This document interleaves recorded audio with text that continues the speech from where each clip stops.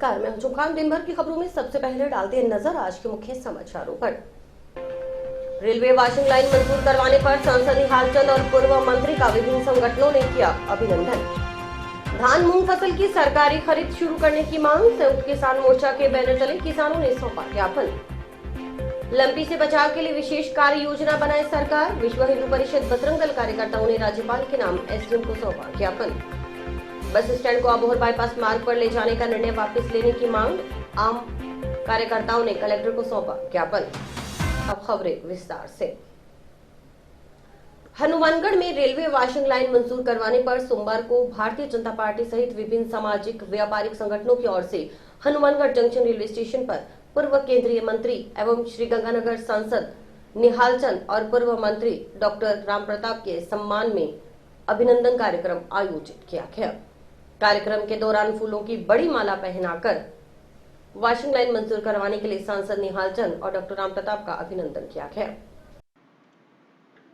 इस दौरान सांसद निहाल चंद ने अपने संबोधन में कहा कि देश की आजादी के 75वें अमृत महोत्सव में प्रधानमंत्री और रेल मंत्री की ओर से हनुमानगढ़ जिले को रेलवे वॉशिंग लाइन के रूप में बड़ी सौगात दी गई है। हनुमानगढ़ में 32 करोड़ रुपए से अधिक की लागत से रेलवे वॉशिंग लाइन बनेगी। केंद्र सरकार से इसके लिए 32.20 करोड़ रुपए की मंजूरी मिली है। जब इस राशि से हनुमानगढ़ में वॉशिंग लाइन बनेगी तो बेरोजगारों को रोजगार मिलेगा, व्यापारियों को व्यापार बढ़ाने के लिए महत्व मिलेगा, विकास के क्षेत्र में हनुमानगढ़ जिला आगे बढ़ेगा। उन्होंने बताया कि रेलवे वॉशिंग लाइन 26 कोच की बनेगी। वॉशिंग लाइन बनने का फायदा यह होगा कि यहां से जयपुर, दिल्ली सहित देश के अन्य दूरस्थ स्थानों पर सीधी ट्रेन चलेगी। 4 घंटे में एक ट्रेन को वॉशिंग कर यहां से सीधी ट्रेनों की शुरुआत की जाएगी। सांसद ने बताया कि क्षेत्र के लोगों की रेलवे से जुड़ी समस्याओं से उन्हें अवगत करवाया जाएगा। कार्यक्रम के बाद मीडिया कर्मियों से बातचीत करने के दौरान ऑयल डिपो बंद होने से पेट्रोलियम पदार्थों की कीमतों में भारी बढ़ोतरी के सवाल के जवाब में सांसद ने बताया कि गवर्नमेंट इंश्योरेंस की एक कमेटी की बैठक में उन्हें आमंत्रित किया गया था। बैठक में उन्होंने ये मुद्दा रखा कि हनुमानगढ़ जिले में बने इंडियन ऑयल और एचपी के डिपो को 2011 में बंद कर दिया गया, उसे पुनर्चालू करवाया जाए। सांसद ने बताया कि राजस्थान में 40 ऑयल डिपो बंद किए गए थे, उसमें हनुमानगढ़ का डिपो भी शामिल था। इस ऑयल डिपो को फिर से चालू करवाने के लिए प्रयास जारी है। इस कार्य अभी लंबित है, वे इस कार्य को पूरा भी करवाएंगे। सांसद ने बताया कि गांधीनगर आरयूबी की एनओसी रेलवे विभाग की ओर से जारी की जा चुकी है। वॉशिंग लाइन के साथ ही गांधीनगर आरयूबी का निर्माण शुरू कर दिया जाएगा। हनुमानगढ़ में एक नई सौगात लाने का मौका मिला है। हिंदुस्तान के इतिहास में हनुमानगढ़ में वॉशिंग लाइन की डिमांड थी और मैं आप सबकी तरफ से मैं केंद्र सरकार का, माननीय प्रधानमंत्री जी का, माननीय रेल मंत्री जी का धन्यवाद करना चाहूंगा। इस अमृत काल के अंदर उन्होंने हमें आजादी के 75 साल बाद अमृत काल में हमें इस वॉशिंग लाइन स्वीकृत करने के लिए 32 करोड़ 20 लाख रुपए से ज्यादा राशि इस हनुमानगढ़ में दी है। मैं पूरे जिले की तरफ से मैं केंद्र सरकार का धन्यवाद करना चाहूंगा। मेरे भाइयों, समस्याएं बहुत है, लेकिन समस्याओं का समाधान हम समय समय पर अगर पूरा करें तो मैं समझता हूँ कि उस क्षेत्र के अंदर विकास की भी नए योगदान होगा, उस क्षेत्र में बेरोजगारी को भी रोजगार मिलेगा, उस क्षेत्र में व्यापार को भी सुविधा मिलेगी। ऐसा सिस्टम केंद्र सरकार ने किए। हमने यहाँ पे इंडोर स्टेडियम की शुरुआत की है। 4 करोड़ रुपए से ज्यादा राशि का इंडोर स्टेडियम हनुमानगढ़ जिले में बन रहा है। आज वॉशिंग लाइन हमारे बीच में बनी है। मेरे लोकसभा क्षेत्र का कोई भी रेलवे स्टेशन अभी पेंडिंग नहीं है। संग्रिया में हम लोग प्लेटफार्म नंबर 2 बनाने के लिए 2.5 करोड़ रुपए के करीब का राशि का एस्टीमेट सरकार को चला गया और स्वीकृत हो रहा है। आपके पीलीबंगा में जो रेलवे स्टेशन विश्व की धरोहर थी, कालीबंगा सभ्यता, उसके लिए एक सबसे सुंदर रेलवे स्टेशन बनेगा। उसके लिए भी केंद्र सरकार ने 5 करोड़ रुपए की राशि जारी कर दी है। तो रेलवे के मामले में हम कहीं भी पीछे नहीं है।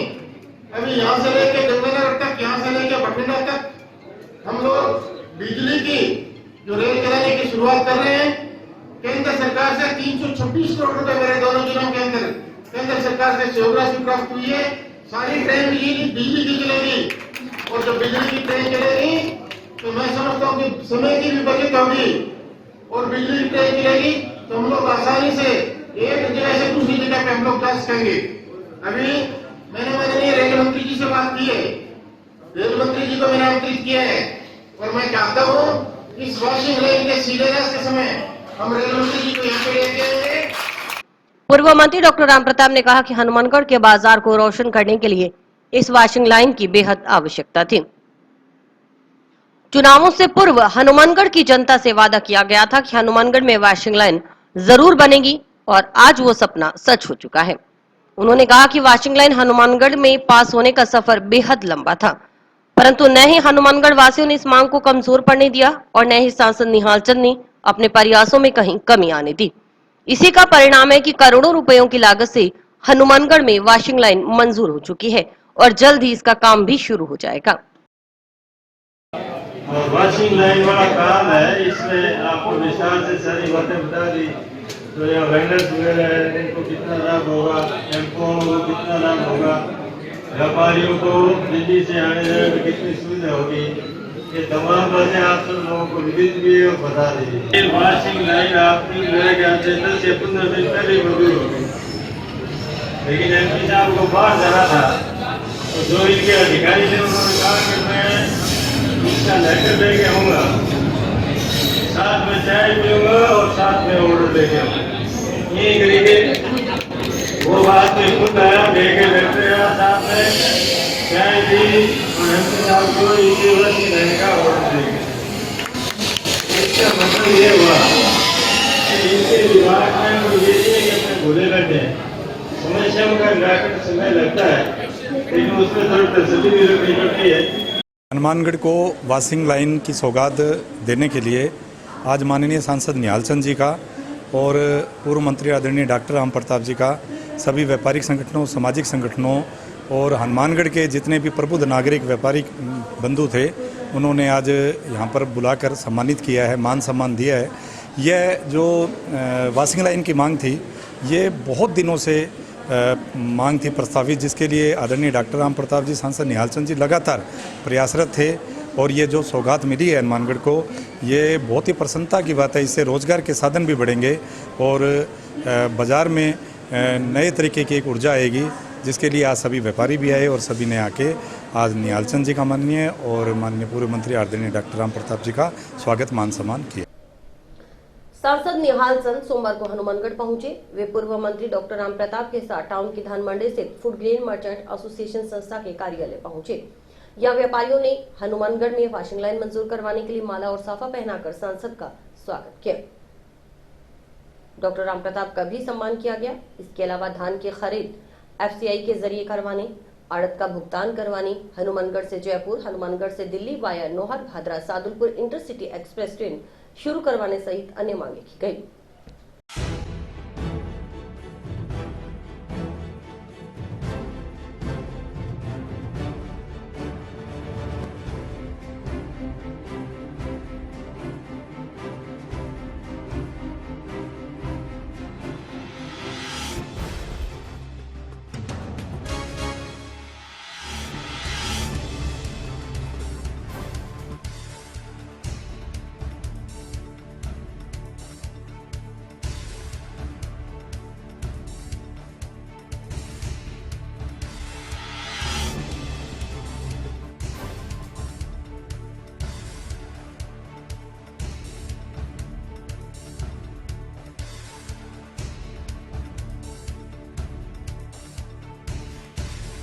और सभी व्यापारियों ने उनका धन्यवाद किया, जो दोनों के प्रयास से हमारे वहाँ वॉशिंग लाइन बनाई गई है। 32 करोड़ रुपए लागत जिस पर आएगी। पूरे व्यापारियों ने उनका माला पहनाकर, साफे उड़ाकर उनका मान सम्मान किया और उनसे कुछ मांगे भी रखी गई। व्यापारियों ने उनको एक पत्र सौंपा जिसमें धान की आड़त के बारे में कहा गया है कि सेंट्रल गवर्नमेंट से एफसीआई की खरीद कराई जाए और जो इस बार स्टेट गवर्नमेंट ले रही है धान डायरेक्ट तिलमन संघ के मतलब संदर्भ से, उससे उनको ये कहा गया कि हमारी आड़त दी जाए। उन्होंने इस मांग को स्वीकार किया, भी कोशिश की जाएगी। आप स्टेट गवर्नमेंट से आप कहो तो हम एफसीआई की सेंट्रल गवर्नमेंट से ये आपकी आड़त मतलब खरीद शुरू करवाएंगे। कार्यालय में डॉक्टर राम प्रताप जी और निहाल चंद जी का सम्मान किया गया वॉशिंग लाइन बनवाने के लिए, और इसके साथ ही इंटरसिटी एक्सप्रेस की मांग की गई हनुमानगढ़ से जयपुर व हनुमानगढ़ से दिल्ली वाया हनुमानगढ़, सादुलपुर, नौर, भादरा। इस इंटरसिटी एक्सप्रेस से हनुमानगढ़ के लोगों को बहुत फ़ायदा होगा और लोगों के आमदन की सुविधा में भारी बढ़ोतरी होगी। वर्तमान में संचालित हनुमानगढ़ जंक्शन बस स्टैंड को यथावत रखने की मांग को लेकर आम आदमी पार्टी कार्यकर्ताओं ने सोमवार को कलेक्टर को ज्ञापन सौंपा। ज्ञापन में बस स्टैंड को अबोहर बाईपास मार्ग पर ले जाने का निर्णय वापस लेने की मांग की गई।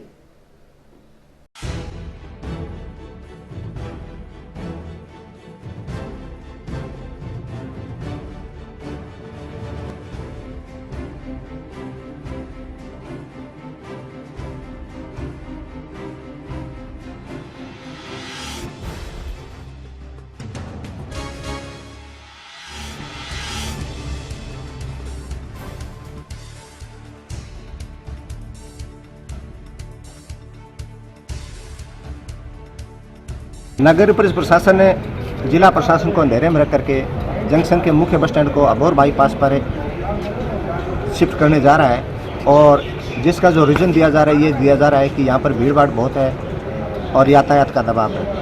तो मैं आपके चैनल के माध्यम से कहना चाहूँगा कि जहाँ बस स्टैंड स्थित है उसके ठीक सामने से स्टेट हाईवे गुजरता है, और अगर स्टेट हाईवे गुजरेगा तो वहाँ भीड़ होगी। बस स्टैंड हो, चाहे रेलवे स्टेशन हो, चाहे हॉस्पिटल हो, चाहे स्कूल हो, जितनी भी जन सुविधाएं होती है वो ऐसे स्थान पर होती है जहां लोग आराम से आ जा सकें। यदि जन सुविधाओं को लोगों की पहुंच से दूर करेंगे तो लोगों के लिए न केवल आने जाने में परेशानी होगी, बल्कि लोगों की जेब पर जो है वो अतिरिक्त भार पड़ेगा।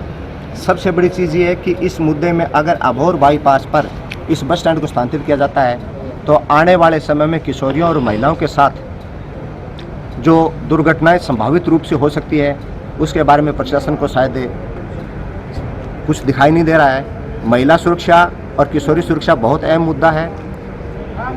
इस पूरे शहर में जो है वो नशेड़ियों का आतंक है। यदि बस स्टैंड को शहर से बाहर स्थानांतरित किया जाएगा तो देर रात या सुबह जल्दी आने जाने वाले यात्रियों के लिए बहुत बड़ी परेशानी होगी। और सबसे बड़ी जो परेशानी है, यहाँ सैकड़ों लोग जो पहले से वर्षों से बैठे हैं उनकी रोजी रोटी ख़त्म होगी। आसपास के बाजार की जो है वो रोजी रोटी ख़त्म होगी। अगर प्रशासन को लगता है कि यहाँ दबाव है तो दबाव तो रेलवे स्टेशन का भी है, फिर प्रशासन को चाहिए कि बस स्टैंड को क्यों, रेलवे स्टेशन को उठा करके उसको भी दूसरी जगह शिफ्ट कर दिया जाए। तो इनका एकमात्र उद्देश्य ये नहीं है कि प्रशासन के सामने परेशानी है, बल्कि समस्या ये है कि बस स्टैंड की जो बेशकीमती ज़मीन है वो भूमाफियों की नज़र में है। राजस्थान स्कूल शिक्षा परिषद की ओर से सुरक्षित एवं समावेशी विद्यालय वातावरण निर्माण प्रशिक्षण का आयोजन जंक्शन के सिविल लाइन स्थित सैन धर्मशाला में किया जा रहा है। 3 दिन तक चलने वाले प्रशिक्षण का आगाज सोमवार को हुआ। 21 सितंबर तक चलने वाले प्रशिक्षण का उद्घाटन एडीपीसी रणवीर रणवा ने किया।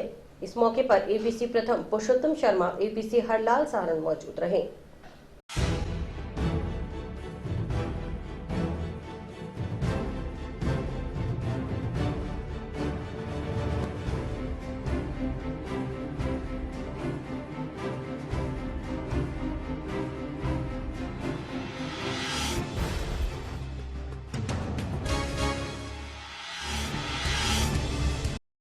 नामित करना, अधिकतर विद्यालयों के अंदर कोई व्याख्या है उसको सुरक्षा शिक्षक के रूप में नामित किया जाता है। बहुत सारे विद्यालय में जो शारीरिक शिक्षक हैं उनको भी ये जिम्मेदारी दी हुई है।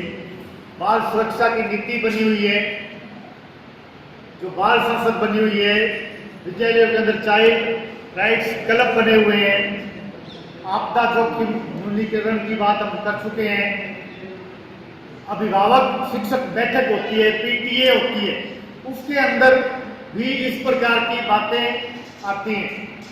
आज 19 तारीख से लेकर के 21 तारीख तक यहाँ पर एक सुरक्षित विद्यालय और समावेशी वातावरण युक्त विद्यालय के ऊपर 3 दिवसीय आवासीय प्रशिक्षण प्रारंभ हुआ है, जिसमें प्रत्येक ब्लॉक से 8-8 व्याख्याताओं को बुलाया गया है, जिन्हें हम प्रशिक्षित करेंगे कि किस प्रकार से बालक बालिकाओं को एक उन्मुक्त वातावरण के अंदर शिक्षा देने के लिए कौन कौन सी व्यवस्थाएं करनी होती हैं। और ये यहाँ से ट्रेंड होने के बाद इसी प्रकार की ट्रेनिंग्स प्रत्येक ब्लॉक में होंगी और प्रत्येक विद्यालय तक ये संदेश पहुंचाया जाएगा कि बालकों को एक उन्मुक्त वातावरण मिले। और ये हमारा सुरक्षित विद्यालय निर्माण जो विद्यालयों के अंदर है, जो जेंडर इक्विटी के तहत हमारी ये ट्रेनिंग हो रही है, इसमें हम विद्यालयों में एक उन्मुक्त वातावरण तैयार कर रहे हैं, जिसमें बालकों और बालिकाओं दोनों के लिए एक ऐसा सुरक्षित माहौल जहाँ पे वो बिल्कुल उन्मुक्त रूप से, बिल्कुल स्वच्छंद रूप से अच्छे और मतलब बिल्कुल पारिवारिक माहौल के अंदर बिना किसी डर के, बिना कोई साइकोलॉजिकली दबाव महसूस करते हुए वो बिना किसी दबाव के अच्छे वातावरण में शिक्षा प्राप्त कर सकें। इसके लिए हम बना रहे हैं एक विद्यालय की सेफ्टी ऑडिट होगी, इसके अंदर बाल सहायता हेल्प डेस्क को लेकर के, और जो जेंडर संवेदनशीलता है मुख्य तो हमारा वही है, तो इन चीज़ों पे हम ट्रेनिंग दे रहे हैं। धान और मूंग फसल की सरकारी खरीद शुरू करने सहित किसानों से जुड़ी 6 सूत्री मांगों के समाधान की मांग को लेकर संयुक्त किसान मोर्चा के बैनर तले किसानों ने सोमवार को कलेक्टर को ज्ञापन सौंपा। इस मौके पर भारतीय किसान यूनियन जिला अध्यक्ष रेशम सिंह ने कहा कि जिले में धान और मूंग की फसल की कटाई शुरू हो चुकी है, इसलिए जल्द से जल्द सरकारी खरीद पर किसान का दाना दाना खरीदा जाए। जिले में जो कृषि कनेक्शन है उनमें कई स्थानों पर लंबे समय से बिजली की मीटर खराब है, बार बार विभाग को अवगत कराने के बाद भी कोई सुनवाई नहीं हो रही।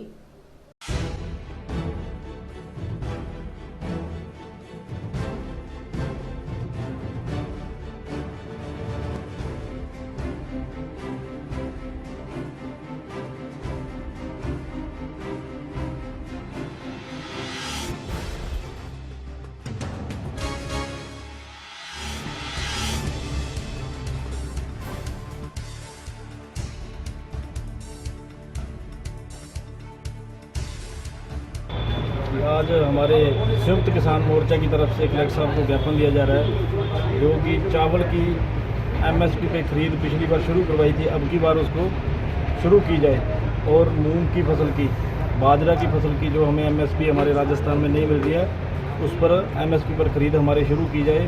नहीं तो संयुक्त किसान मोर्चे ने ये फैसला लिया है कि अगर एमएसपी पे खरीद शुरू नहीं होती है तो हम एक बहुत बड़ा आंदोलन करेंगे। कलेक्टर साहब के गेट के सामने हम सारी फसल लेके आ जाएंगे। दिनों से अखबारों में भी देख रहे हैं, सोशल मीडिया पर देख रहे हैं कि किसान के जो संगठन हैं वो बार बार ज्ञापन कलेक्टर साहब को सौंप रहे हैं कि हमारी मूंग की खरीद और धान की खरीद सरकारी रेट पर यानी कि एमएसपी पर की जाए। अभी मूंग की बात करें अकेले की तो मूंग बिक रहा है 6,000 से नीचे एमएसपी पर नहीं बिक रहा है। 2 से 2,500 रुपये तक किसान पर क्विंटल उसका घाटा भुगत रहा है। साथ में जो धान की खरीद है, पिछली बार भी आप लोगों ने देखा, सभी ने देखा कि लाठीचार्ज होने के बाद यहाँ धान की खरीद शुरू हुई थी। शायद इस बार भी प्रशासन ऐसा ही करवाना चाहते हैं। कई बार ज्ञापन देने के बाद आज हम संयुक्त किसान मोर्चा हनुमानगढ़ के साथी यहाँ पहुँचे हैं कलेक्टर साहब से वार्ता करने के लिए कि हमें हाँ या ना में जवाब दिया जाए। इसके साथ में किसानों की समस्याएं और भी है, जैसे पिछली बार खाद की समस्या रही तो इस बार हमारी मांग है कि ऐसी समस्या नहीं होनी चाहिए। बिजली की समस्या है, 5 से 5.5 घंटे लाइट है जो खेती को दी जा रही है वो बहुत ही कम है। कम से कम 7 घंटे बिजली है जो कृषि कार्य हेतु मिलनी चाहिए। बीज जो इस बार नकली आया है, हमारी मांग है कि जो बीटी में नॉन बीटी कॉटन जो मिलाया गया, उसका बीज मिलाया गया, उसकी जो परसेंटेज है वो 5 से 10 है, लेकिन इन लोगों ने ठगी की, किसानों के साथ धोखा किया और उसमें नॉन बीटी मिलाकर नकली बीज किसानों को सप्लाई किया गया। कुछ किसान नगराना के हमारे पास अभी आए हुए हैं, उन्होंने स्प्रे छिड़की पिछले दिनों और रात में पूरा नरमा उनका तबाह हो गया, रात में पूरा जल गया। तो ऐसा किसानों के साथ क्यों हो रहा है? प्रशासन इसकी तरफ ध्यान क्यों नहीं दे रहा है? इन सब बातों को करने के लिए आज हम कलेक्टर साहब से मिलने आए हैं, इस पे वार्ता करेंगे। अगर प्रशासन हमारी बात नहीं मानता है, सरकार हमारी बात नहीं मानती है, तो संयुक्त किसान मोर्चा हनुमानगढ़ के बैनर तले हम लोग यहाँ आंदोलन करेंगे। और अभी वक्त है ब्रेक का।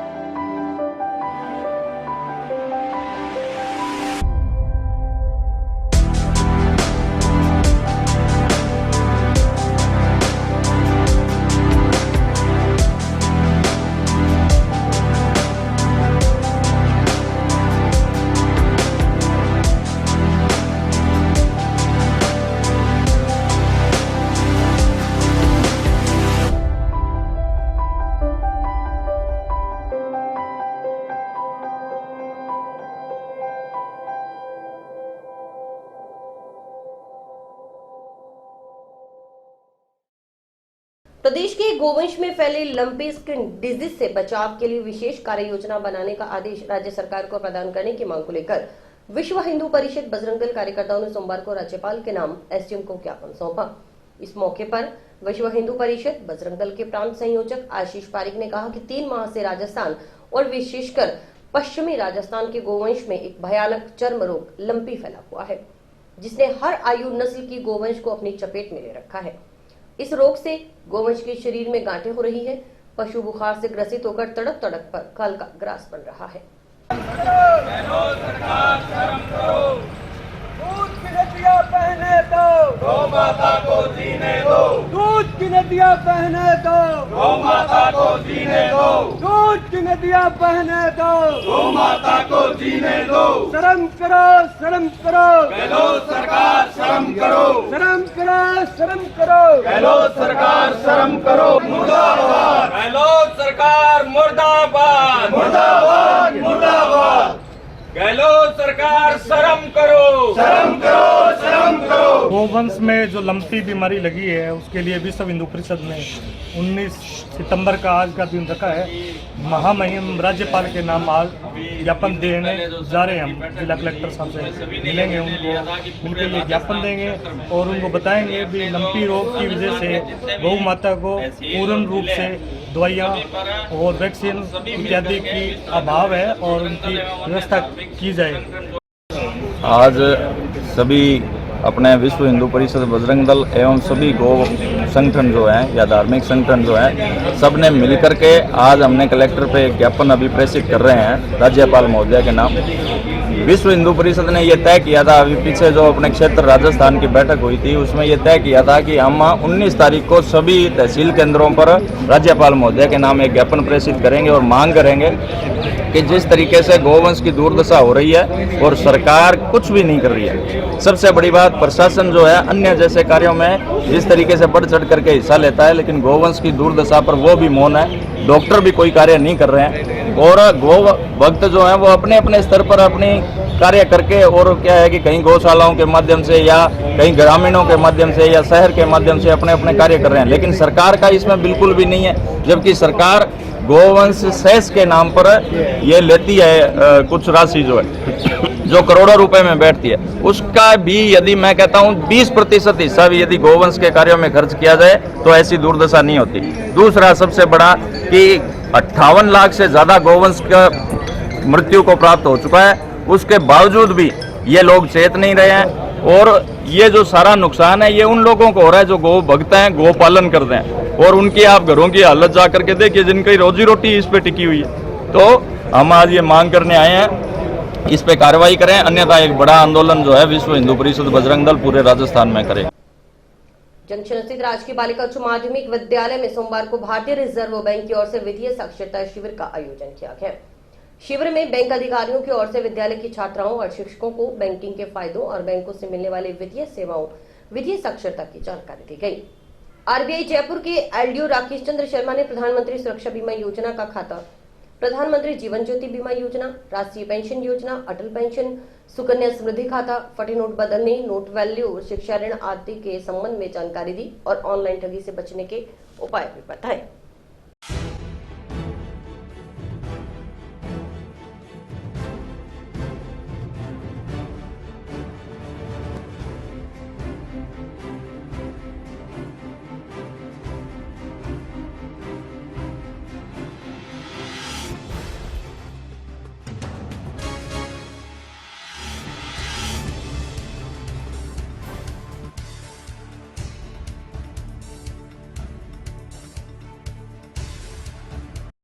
ये तो बताओ, चाहे देखा हो या ना देखा हो, क्या फायदा है? घर बैठे तो नहीं, बाजार में दुकानदार के पास जाना। हाँ सही है, सही बात है। घर बैठे ही हम लेन देन कर सकते हैं, जैसे बिजली का बिल है वो घर बैठे। फल वाले को पैसे देने हैं, जेब में पैसे ले जाने की जरूरत है क्या? फिर तो जेब में नकदी रखने की जरूरत है, और जेब में नकदी रखने के कुछ खतरे हैं। मेरे पास 7 रुपए मूल्य नहीं है, क्या 3 रुपए की वो टोपी, 7 रुपए की वो टोपी पकड़ा देगा, आपको नुकसान होगा ना उसमें। वो भूलने की समस्या से पीड़ा। राजकीय बालिका उच्च माध्यमिक विद्यालय है। हमें RBI बैंक की तरफ से बताया गया है कि कैसे लोन लेना चाहिए, कैसे उसमें इन्वेस्ट करना चाहिए, कैसे हमें ब्याज लेना चाहिए और उसके बारे में हमें आगे के समय के बारे में भी बताया गया है। जैसे अभी इंटरनेट का समय आ रहा है आगे, तो डिजिटल लेन देन करनी चाहिए और पेटीएम का यूज़ करना चाहिए और बीमा, स्वास्थ्य बीमा योजना के बारे में भी बताया गया है और हमारी सुरक्षा के बारे में और जैसे लेन देन होती है, इस प्रकार हमें बताया गया है, हमें प्रोत्साहन किया गया है और हम इसके बारे में बहुत अच्छी तरह से समझ गए हैं और आगे हम इसका उपयोग भी करेंगे और दूसरे लोगों को भी बताएंगे। हमें सर ने बताया कि जो लोग फ्रॉड होते हैं, हमें फ्रॉड कॉल्स आते हैं जो स्कैम कर लेते हैं लोगों के साथ में कि हमें OTP बताओ, आपके फ़ोन पे OTP आएगा, तो वो हमें नहीं बताना चाहिए। इन सब से हमें सतर्क रहना चाहिए और हमें किसी भी जो भी हमारी इंपॉर्टेंट जानकारी है किसी के साथ भी शेयर नहीं करनी चाहिए, जिससे हमारे साथ फ्रॉड हो सकता है और हमारे बैंक से मतलब पैसे वगैरह गायब हो सकते हैं। उत्तर पश्चिम रेलवे बीकानेर मंडल की ओर से 16 सितंबर से 2 अक्टूबर तक स्वच्छ रेल स्वच्छ भारत के तहत स्वच्छता ही सेवा पखवाड़ा मनाया जा रहा है। इस पखवाड़े के दौरान अलग अलग थीम के अनुसार विभिन्न कार्यक्रमों का आयोजन हो रहा है। पखवाड़े के तीसरे दिन सोमवार को स्वच्छ रेलगाड़ी दिवस मनाया गया। इस दौरान रेलवे अधिकारियों की ओर से ट्रेन में बैठे यात्रियों से ट्रेनों में स्वच्छता बनाए रखने की अपील की गई।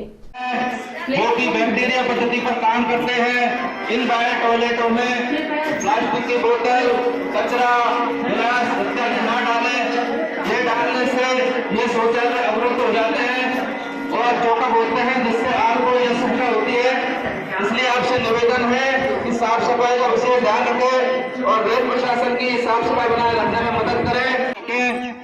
ट्रेन में हर कोच में आपकी सुविधा के लिए बायो टॉयलेट लगे हुए हैं जो कि बैक्टीरिया पद्धति पर काम करते हैं। इन टॉयलेटों में पानी की प्लास्टिक की बोतल, पॉलीथीन, कागज इत्यादि ना डालें। ये डालने से ये शौचालय की कार्य पद्धति अवरुद्ध होती है और ये चौकअप होते हैं, जिससे आपको ही असुविधा होती है। इसलिए हर कोच में डस्टबिन लगे हुए हैं। कचरा डालने के लिए डस्टबिन का प्रयोग करें। रेलगाड़ी को साफ स्वच्छ रखें।